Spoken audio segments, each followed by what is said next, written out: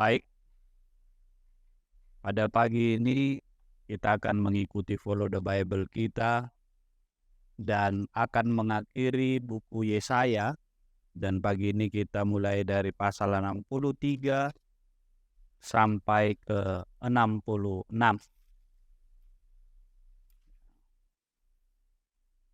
Dan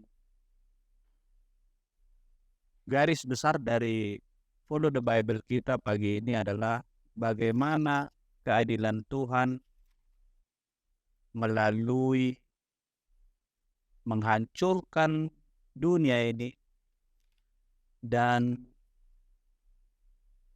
menyediakan tempat bagi orang-orang yang setia kepadanya. Ya, kalau dari keseluruhan Alkitab ini hampir mirip dengan bagaimana buku Wahyu ya. Tuhan menyiapkan langit dan bumi yang baru. Kalau kita memulai dari pasal 63, judul perikopnya saja sudah hari pembalasan Allah.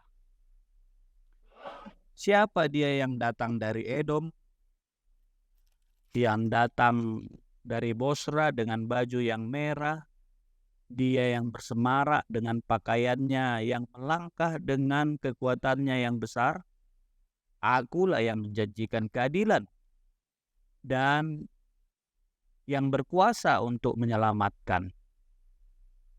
Mengapa pakaianmu semerah itu dan bajumu seperti baju pengirik buah anggur? Aku seorang dirilah yang melakukan pengirikan, dan dari antara umatku tidak ada yang menemani aku. Aku telah mengirik bangsa-bangsa dalam murkaku, dan aku telah menginjak-injak mereka dalam kehangatan amarahku. Semburan darah mereka memercik kepada bajuku, dan seluruh pakaianku telah cemar. Begitulah Yesaya menuliskan bagaimana Tuhan sangat marah melihat umat-umatnya, bangsa-bangsa yang menentang Allah melalui tidak mengikuti apa yang Tuhan perintahkan. Sehingga pakaian Tuhan juga terpercik darah atau kena noda dari orang-orang dari bangsa-bangsa yang tidak mengikuti karena amarahnya. Dan amarah itu akan terjadi ketika Tuhan datang kembali ke dunia ini. Tapi di ayat 7 ada pujian dan doa. Pujian dan doa ini sampai kepada pasal 64 ayat 12. Yang bagaimana Tuhan menunjukkan kasih setianya kepada umat-umatnya yang pada saat itu walaupun sudah banyak menentang Tuhan, tetapi orang-orang yang mengakuinya berbalik. Tuhan menunjukkan kasih setianya. Ya. Kalau kita baca di ayat 11, 63, lalu teringatlah mereka kepada zaman dahulu kala, zaman Musa, hambanya itu. Di manakah dia yang membawa mereka naik dari laut bersama-sama dengan pengembala kambing dombanya? Di manakah dia yang menaruh Roh Kudus dalam hati mereka? Jadi begitulah Tuhan melalui doa-doa disampaikan oleh umat-umatnya, dan Tuhan tetap memberikan kasih setianya. Ya. Jadi ada sebuah lagu, kalau nggak ada kasih, makanya saya kira memang kasih ini sangat luar biasa ya. Kalau nggak ada kasih, nggak tahu kita apa jadinya dunia ini. Ya, ya Pendeta Stumorang, Simon, My Life. Nggak tahu kalau nggak ada kasih. Dan memang itulah luar biasanya Tuhan. Karena kasih, orang-orang berdosa pun Tuhan masih beri kesempatan berulang-ulang kali. Tidak hanya sekali, berulang-ulang kali. Asal saja mau mereka memberikan hatinya kembali kepada Tuhan. Sekiranya engkau mengoyakkan langit, inilah di ayat pasal 64 ayat 1. Dan engkau turun sehingga gunung-gunung goyang di hadapanmu, seperti api membuat ranggas menyala, dan seperti api membuat air mendidih, untuk membuat namamu dikenal oleh lawan-lawan, sehingga bangsa-bangsa gemetar di hadapan. Kalau sudah marah Tuhan, baru orang mengerti. Orang mengerti. Ya, sebagai wakil umat Allah, Yesaya memohon dengan sangat kepada Tuhan untuk turun tangan dalam peristiwa-peristiwa dunia, mengalahkan musuh-musuhnya dan menyelamatkan orang yang berseru kepadanya.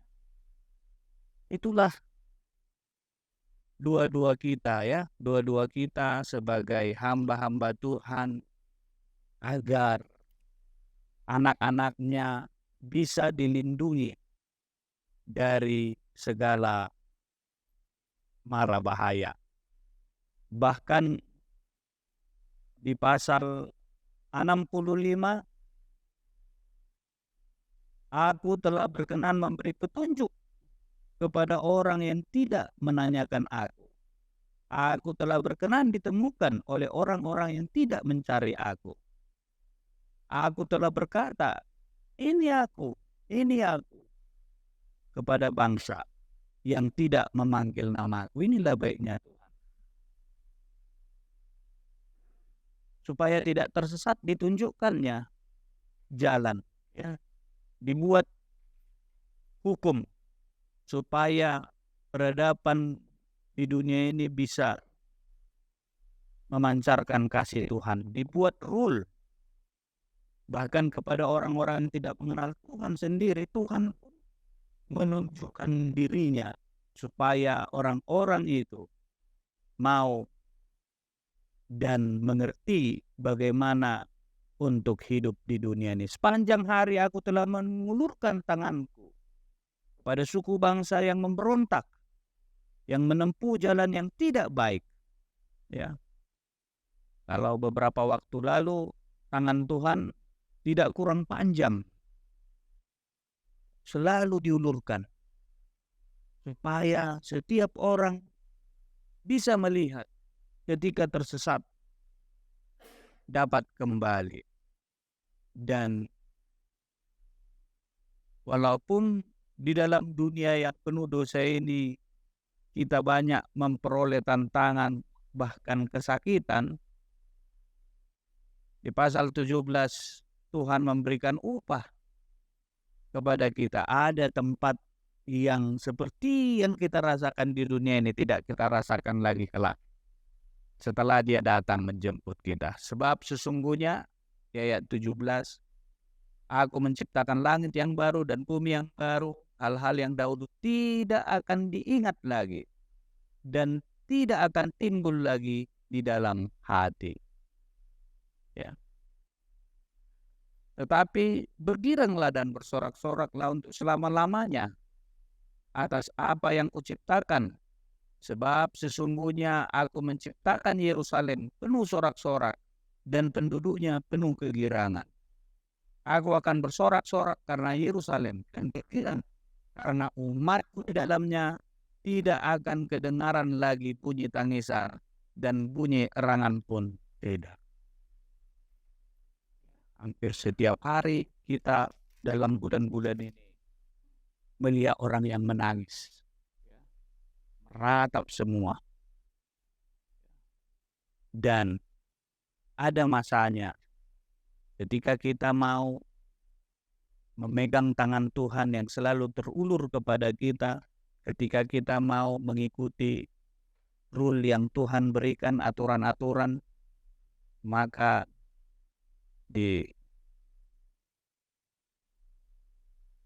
satu saat ketika Tuhan datang, kita akan mendapatkan tempat yang sangat luar biasa.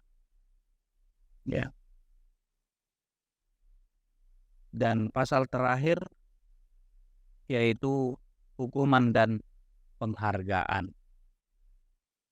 Inilah puncak dari keadilan Tuhan. Bagaimana orang yang tidak mengikuti Dia akan mendapatkan upah, dan orang yang mengikuti apa yang Tuhan perintahkan atau Tuhan aturkan dalam hidup kita akan mendapat penghargaan. Tuhan tidak mengasihi, tetapi ini adalah bentuk keadilan tertinggi yang Tuhan tunjukkan kepada dunia ini, sehingga upah daripada orang yang tidak mengikut Dia akan dihukum, dan upah daripada orang yang mengikuti Dia, yang percaya kepadanya, akan mendapatkan penghargaan. Kalau kita baca di ayat 10, bersukacitalah bersama-sama Yerusalem dan bersorak-soraklah karenanya, hai semua orang yang mencintainya. Bergiranglah bersama-sama Dia segirang-girangnya, hai semua orang yang berkabung karenanya. Jadi memang tidak enak terus yang kita rasakan walaupun kita mengikuti Tuhan di dunia yang berdosa ini. Kadang kita mendapatkan tantangan yang luar biasa dan perasaan kita akan seperti berkabung, tetapi ingatlah, semuanya itu akan dihargai oleh Tuhan, dan kegirangan yang segirang-girangnya akan menjadi bagian kita. Ayat 15, sebab sesungguhnya Tuhan akan datang dengan api, dan kereta-keretanya akan seperti puting beliung, untuk melampiaskan mukanya dengan kepanasan, dan hardiknya dengan nyala api. Sebab Tuhan akan menghukum segala yang hidup, ayat 16, dengan api, dengan pedangnya, dan orang-orang yang mati terbunuh oleh Tuhan akan banyak jumlahnya. Ya, maksudnya di sini adalah orang-orang yang tidak taat akan mendapatkan hukuman dari Tuhan. Digambarkan dengan nyala api, puting beliung, dan itu sangat meyakinkan. Jadi inilah akhir dari buku Yesaya dalam bacaan Follow the Bible kita pada hari ini. Kiranya Tuhan memberkati kita.